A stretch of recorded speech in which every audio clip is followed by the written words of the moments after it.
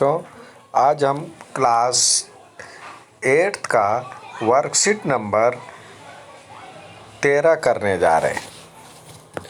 उसमें इससे पहले आप एक चर वाले रैखिक समीकरण के बारे में आप जानकारी हासिल कर चुके, उसके बारे में आप पढ़ चुके हैं। एक चर जिसका चर वो होता है जिसका मान मालूम नहीं है, और रैखिक जिस समीकरण का घात 1 होता है तो रैखिक कहलाता है।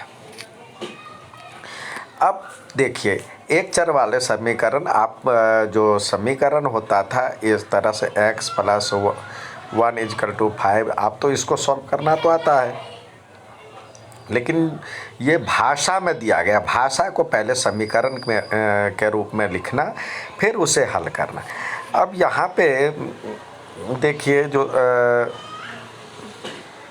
यहाँ पे दिया हुआ महिमा और श्वेता के बीच बातचीत।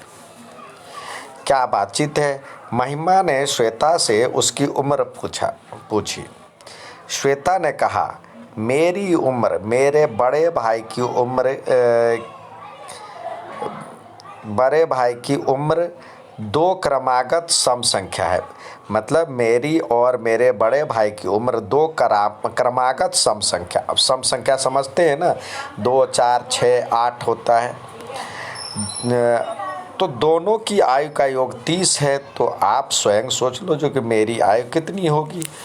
अब महिमा ने लगाया जो कि 10 और 20 30। महिमा ने सोचा एक का 10 और दूसरे का 20 30 होगा, परंतु 10-20 क्रमागत सम संख्या तो है नहीं। आप इसमें से कुछ और भी सोच सकते हैं, तो आपके हिसाब से है। अब परंतु 10 और 20 क्रमागत संख्या नहीं है। 18 और 12 को जोड़ भी 30 होता है, लेकिन ये भी क्रमागत सम संख्या नहीं है। अध्यापिका ने तरीके बताए। क्या बताए? माना कि पहले मान लेते, किसी एक का उम्र मान लेते हैं।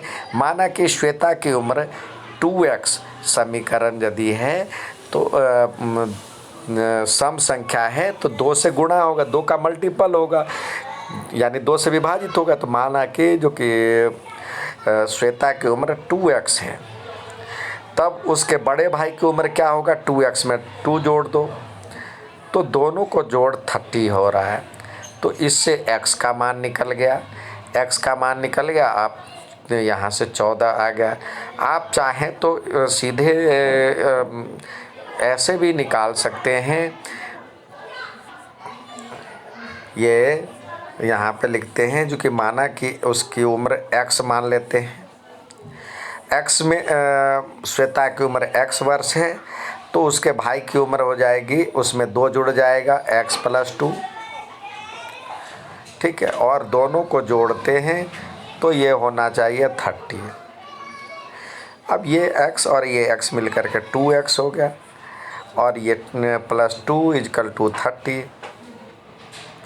अब ये 2 उधर चला जाएगा तो क्या हो जाएगा? x बराबर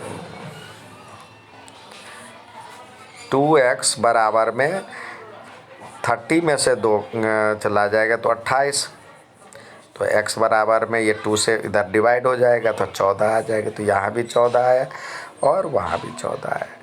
ठीक है, आप चाहें तो जो तरीका अपनाना चाहें अपना सकते हैं। अब बात करते हैं जो कि दूसरा सवाल आप को दिया गया है। इसी में बताया गया, उदाहरण दिया गया है। प्रवीण के पास गुल्लक में 180 रुपये हैं। उसने दक्ष से कहा कि मेरे गुल्लक में सिर्फ 2 के 5 के सिक्के हैं। 2 के सिक्कों की संख्या 5 के सिक्कों की संख्या का दुगुना है। तो बताओ कि मेरे गुल्लक में 2 और 5 के कितने सिक्के हैं।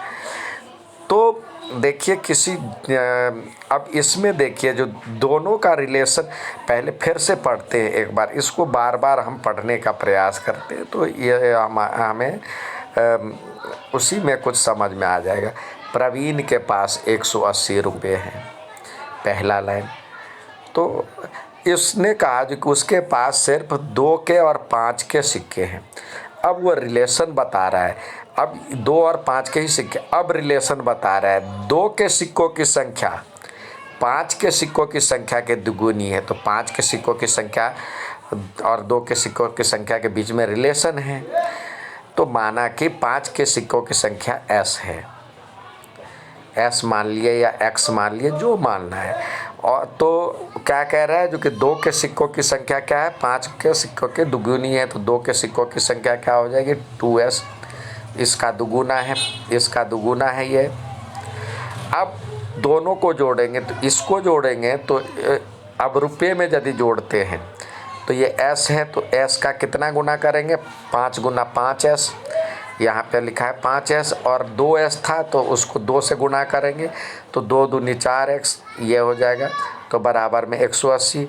तो ये 4x और 5x 9x बराबर में 180, तो s बराबर में 20 आ गया। तो 5 के सिक्कों की संख्या क्या है, 20, s माना था, s का मान 20 आया और उसके सिक्कों की संख्या 40 है।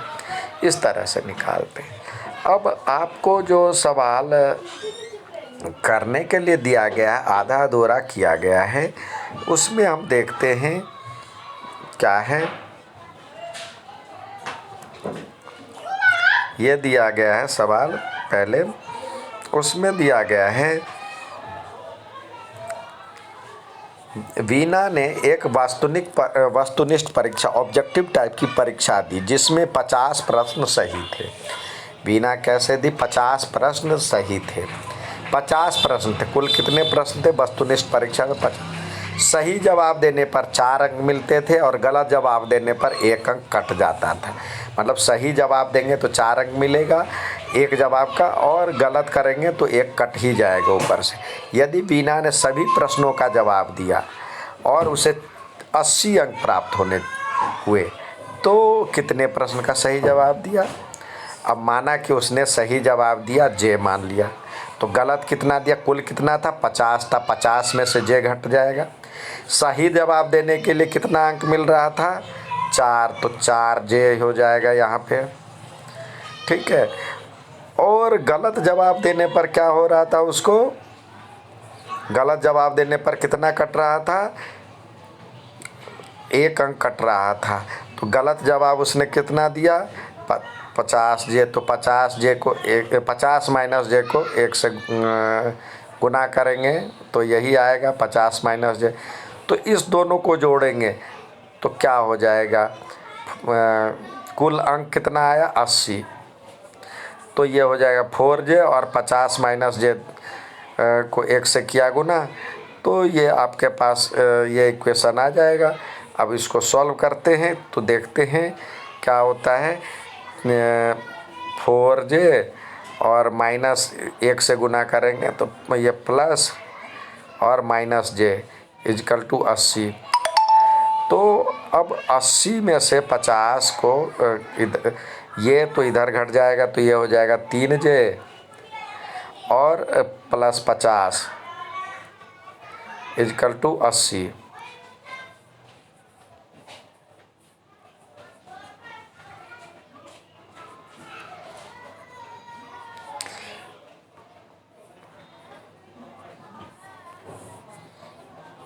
यहाँ पे लिख देते हैं इजकल टू 80।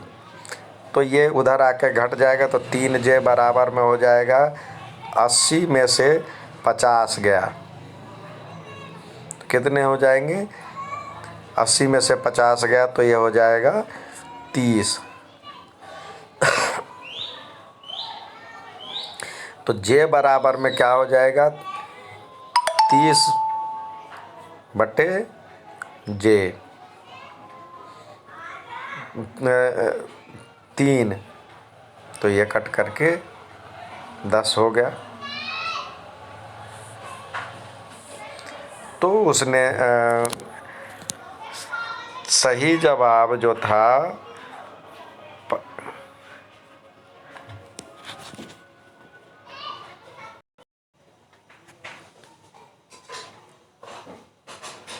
इस तरह से अगला भी संख्या है। अगला है 7 से विभाजित होने वाले 2 क्रमागत संख्याओं। क्रमागत मतलब जो एक के बाद दूसरा आता है। तो मान लेते एक तो x है, तो उसके बाद x में 7 जुड़ जाएगा, तो जैसे 7 आता है तो 7 में 7 जोड़ देंगे तो 14 होगा। तभी तो क्रमागतों का मतलब 7 के पहाड़े में आने वाला। तो एक तो 7 x मान लिया, तो अगला हो गया उसमें 7 जोड़ देंगे, तो उसको जोड़ने पे 343 हो रहा है। तो कह रहा है जो कि दोनों क्रमागत संख्या बताए, तो इसको जोड़ लीजिए तो क्या हो गया 2x और प्लस 7 इजकल टू 343। अब ये उधर चला जाएगा तो x का मान निकल जाएगा, निकाल करके जल्दी से भेजिए। धन्यवाद।